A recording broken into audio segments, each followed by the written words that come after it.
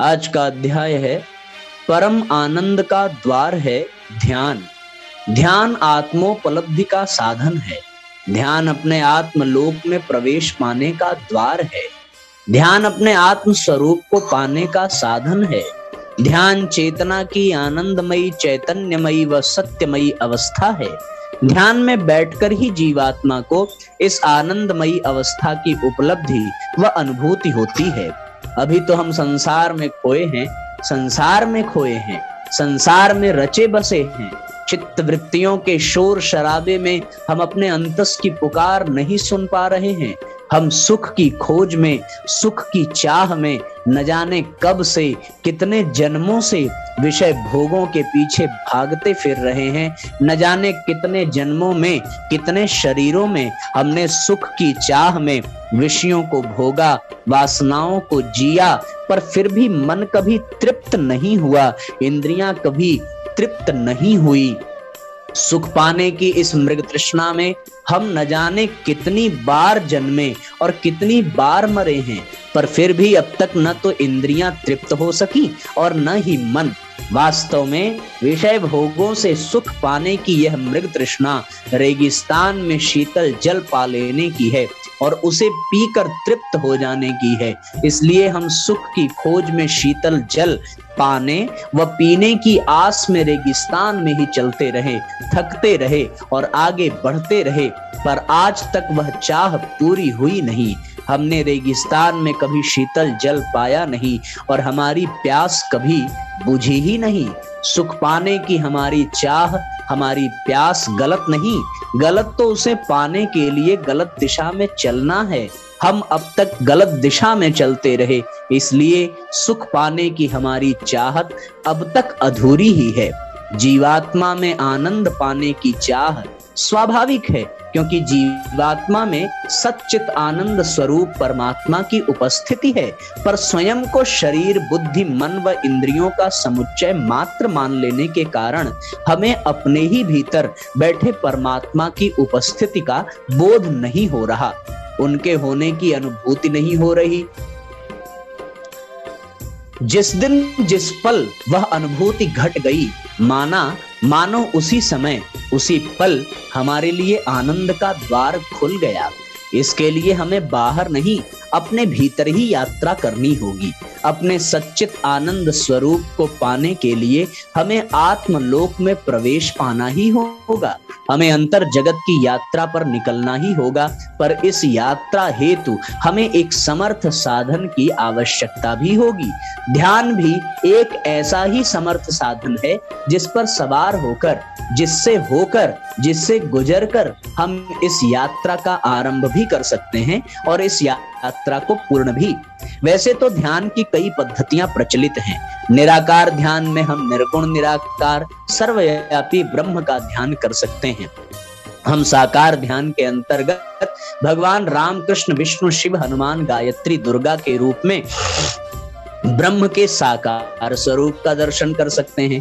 साथ ही परम पूज्य गुरुदेव योग ऋषि श्री राम शर्मा आचार्य जी का भी ध्यान कर सकते हैं।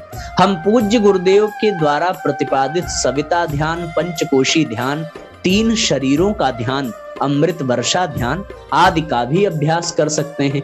अपनी अभिरुचि व प्रकृति के अनुसार हम इनमें से किसी भी एक ध्यान का अभ्यास कर सकते हैं, पर ध्यान में नियमितता व निरंतरता भी आवश्यक है। साथ ही जीवन में संयम, सेवा व सदाचार भी आवश्यक है, तभी हमारा ध्यान निर्विघ्न हो सकेगा, हमारी अंतर यात्रा निर्विघ्न हो सकेगी, हमारी यात्रा पूरी हो सकेगी। ध्यान में उतरते ही हमारी यात्रा प्रारंभ हो सकेगी। हम ध्यान में जितना अधिक उतरते जाएंगे, हमारा ध्यान जितना अधिक गहराता जाएगा, हमारी यह यात्रा उतनी ही तीव्र होती जाएगी। हमारी बाहर की यात्रा तब उतनी ही घटती जाएगी, छूटती जाएगी, मिटती जाएगी, सिमटती जाएगी और हम अपने आत्मलोक की ओर उतनी ही तीव्रता से बढ़ते जाएंगे। हमारे मन व इंद्रियों की चंचलता तब उतनी ही कम होती जाएगी। चित्त से उठने वाले संस्कारों के शोर शराबे धीरे धीरे शांत होते जाएंगे और फिर चित्त के संस्कार शून्य होते ही हम अपने आत्मलोक में प्रवेश पा सकेंगे।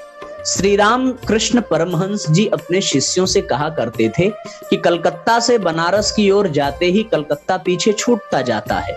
कलकत्ता से बनारस की ओर जितना अधिक बढ़ते जाओगे, कलकत्ता उतना ही पीछे छूटता जाएगा और बनारस पहुंचते ही, बनारस में प्रवेश पाते ही कलकत्ता पूरी तरह से पीछे ही छूट जाएगा। दरअसल ये संसार से भगवान की ओर बढ़ते जाने की यात्रा है। संसार जितना पीछे छूटता जाएगा, हम भगवान के उतने ही करीब पहुंचते जाएंगे।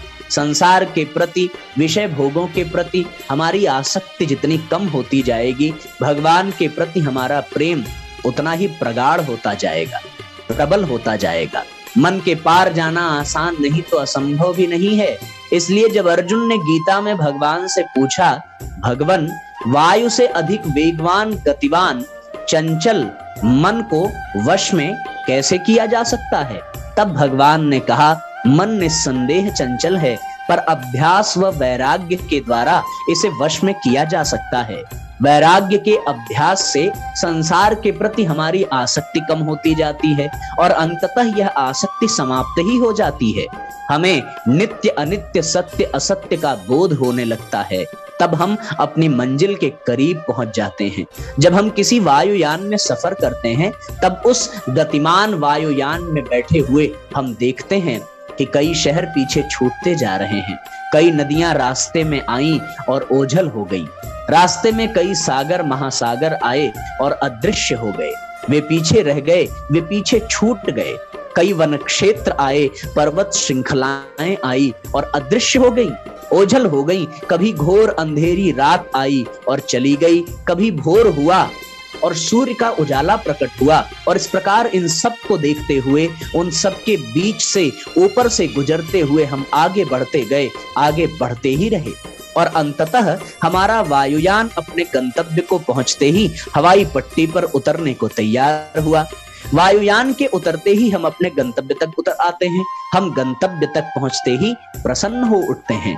इसी प्रकार ध्यान के यान पर सवार होकर, ध्यान से गुजरकर हम भी आत्मलोक की यात्रा पर निकल पड़ते हैं। हम अपने ही अंदर की यात्रा पर, अंतर जगत की यात्रा पर निकल पड़ते हैं। ब्रह्म का ध्यान करते करते आत्मा ब्रह्म में लीन होती जाती है, डूबती जाती है और हमें कई दृश्य परिदृश्य दिखाई पड़ने लगते हैं। पर उन दृश्यों के प्रति अब हमारी कोई आसक्ति नहीं रह जाती, क्योंकि तब हम मात्र दृष्टा रह जाते हैं। इसलिए कोई भी दृश्य, कोई भी विषय भोग हमारे भीतर कुछ हलचल नहीं पैदा कर पाता। तब हम जगत के प्रपंच को साक्षी भाव से देखते हैं। जगत के खेल को देख तो अवश्य रहे हैं, पर खिलाड़ी बनकर नहीं, दृष्टा बनकर, क्योंकि हम अब तटस्थ हो चुके हैं। खेल में हार हो या जीत हो, अब इसकी परवाह ही कहां रही। हर्ष हो या विषाद हो, मान हो या अपमान हो, इसकी चिंता ही कहां रही, इसका भान ही कहां रहा। कई दृश्य आए और अदृश्य हुए, चित्त में दफन कई जन्मों के संस्कार दृश्यमान हुए और अदृश्य भी। अब हम किसी दृश्य में, किसी क्रिया में बंध नहीं रहे, क्योंकि हमारा हर कर्म ही निष्काम हो गया। हम अब दर्शक नहीं, दृष्टा हो गए। भोगों के बीच रहकर भी अभोगी हो गए, कर्म करते हुए भी निष्काम हो गए। हमारे चित्त के सारे संस्कार एक एक कर पीछे छूटते जा रहे हैं। वैसे ही जैसे उड़ते हुए वायुयान में बैठे व्यक्ति के सामने सारे दृश्य पीछे छूटते जाते हैं। जिन भोग पदार्थों को देखकर कभी चित्त सागर में बड़ी बड़ी लहरें उठा करती थीं, वे सारी लहरें अब एक एक करके शांत होने लगी हैं।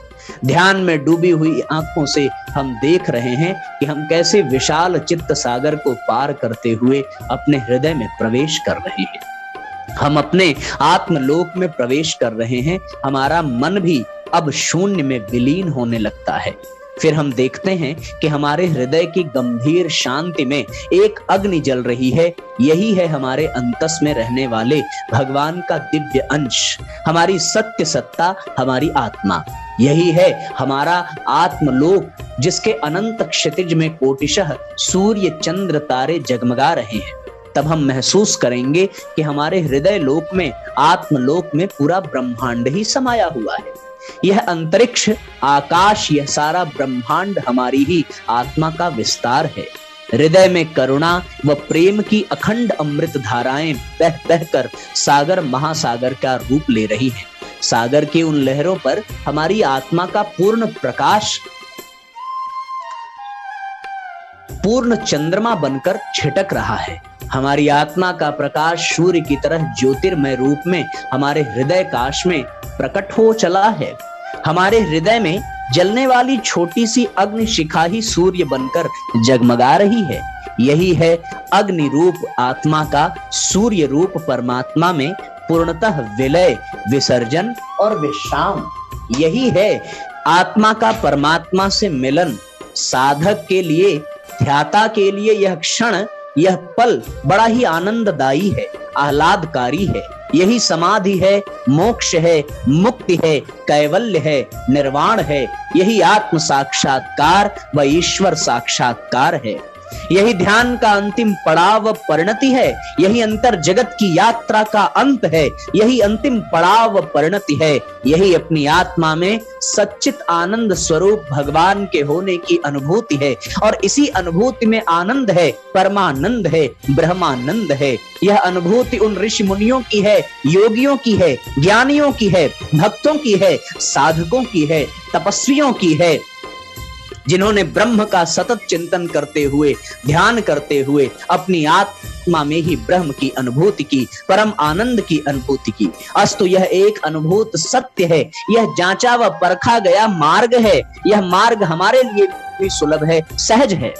ब्रह्म का निरंतर ध्यान करता हुआ कोई भी साधक इसकी अनुभूति कर सकता है। जैसा कि संत कबीर अपने प्रस्तुत दोहे में कहा है, लिखा लिखी की है नहीं, देखा देखी की बात, दुल्हा दुल्हन मिली गए, फीकी परी बरात, तू कहता कागद की लेखी, मैं कहता आँखिन की देखी। अर्थात यह कोई लिखी हुई नहीं बल्कि देखी हुई बात है कि सतत चिंतन व ध्यान से जीवात्मा पर ब्रह्म परमात्मा की अनुभूति कर सकती है। तुम कागज पर लिखी बातें कहते हो, पर मैं तो वही कहता हूं जिसे मैंने अपनी आंखों से देखा व अनुभव किया है। इस तरीके से साथियों, ध्यान का यह अद्भुत सूत्र हम सबको आज प्राप्त हुआ। एक साधक 20 वर्षों तक तपस्या करने के पश्चात अपने गांव पहुंचा तो उत्सुक गांव वासियों की भीड़ एकत्र हो गई। किसी ने पूछा कि इतने वर्ष तपस्या करने के बाद तुम्हें क्या सिद्धियां प्राप्त हुई? साधक सिद्धियों के अभिमान में था, सो बोला कि अभी तुम्हें चमत्कार दिखाता हूं। उसने अपनी अंजलि में जल लेकर एक चिड़िया पर छिड़का तो देखते देखते चिड़िया के प्राण निकल गए। साधक ने उसके समीप जाकर एक मंत्र बोला और चिड़िया पंख फड़फड़ाती हुई दूर उड़ गई। साधक की माँ वहां खड़ी थी। उसने उससे पूछा, ये बताओ कि यह बाजीगरी दिखाकर तुम्हें क्या लाभ हुआ? 20 वर्षों में तेरी राह देखते देखते तेरे पिताजी की मृत्यु हो गई। मैं वर्षों से अपाहिज का जीवन जी रही हूँ, पर तेरा सहारा न मिल सका। यदि इतने वर्ष तूने उन लोगों की सेवा सहायता में लगाए होते तो तुझ पर निर्भर थे, जो तुझ पर निर्भर थे तो संभवतया तू कुछ पुण्य का अधिकारी होता। साधक का मिथ्या अभिमान चूर हो चुका था। इस तरह साथियों, आज के अध्याय को हम यहीं पर विराम देंगे और एक साथ गायत्री महामंत्र का उच्चारण करते हुए आज के सत्र का समापन करें। ओम भूर्भुवः स्वः तत्सवितुर्वरेण्यं भर्गो देवस्य धीमहि धियो यो नः प्रचोदयात्। सभी साथियों को सादर प्रणाम। सभी का दिन मंगलमय हो। सब लोग स्वस्थ रहें, प्रसन्न रहें। माँ गायत्री, यज्ञ पिता, परम पूज्य गुरुदेव, परमवंदनीय माता जी का ढेर सारा आशीर्वाद आप सबको मिले। आप सबकी आत्मिक उन्नति हो, आध्यात्मिक लाभ मिले। इन्हीं भावनाओं के साथ आप सबको प्रणाम करते हुए आज के सत्र को यहीं पर विराम देते हैं। सायंकालीन सत्र में ठीक 8 बजे हम सब पुनः एकत्रित होंगे। सबको बहुत बहुत धन्यवाद जुड़ने के लिए। बहुत बहुत साधुवाद, बारंबार प्रणाम।